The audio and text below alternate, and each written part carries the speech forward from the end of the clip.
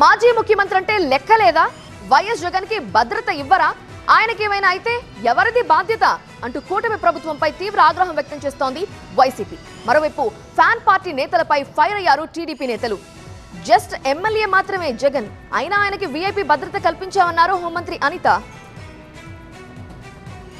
YCP అధినేత జగన్ రాప్తాడు పర్యటనతో రగిలిన రాజకీయ మంటలు ఇంకా చల్లారడం లేదు.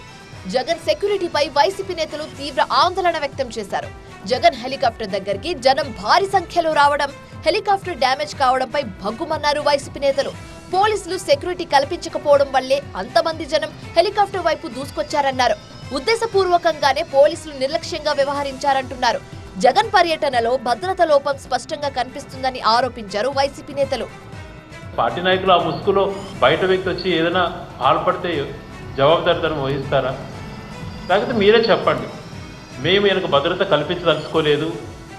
జగన్ కి సరైన భద్రత కల్పించలేదన్న వైసీపీ నేతల ఆరోపణలను ఖండించారు హోంమంత్రి అనిత.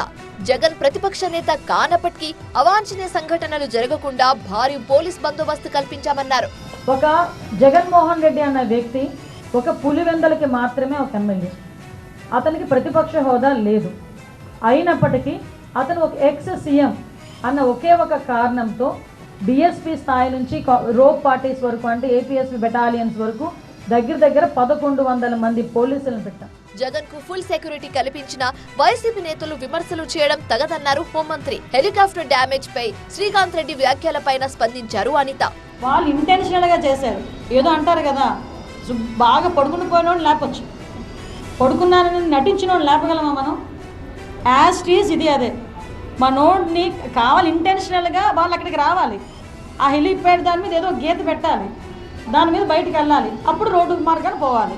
ఇది వాళ్ళ తాలూకా ప్లాన్ ఆఫ్ యాక్షన్. జరగరాంది ఏదైనా జరుగుతానో ఏదో చిన్న గీత పడినందుకు నేను రోడ్డు మార్గాన్ని వెళ్తానంటే మేము ఓకే చేశాం కదా. ఆంధ్రప్రదేశ్ లో శాంతి భద్రతలపై జగన్ చేసిన వ్యాఖ్యలు సరికావన్నారు టీడీపీ నేతలు.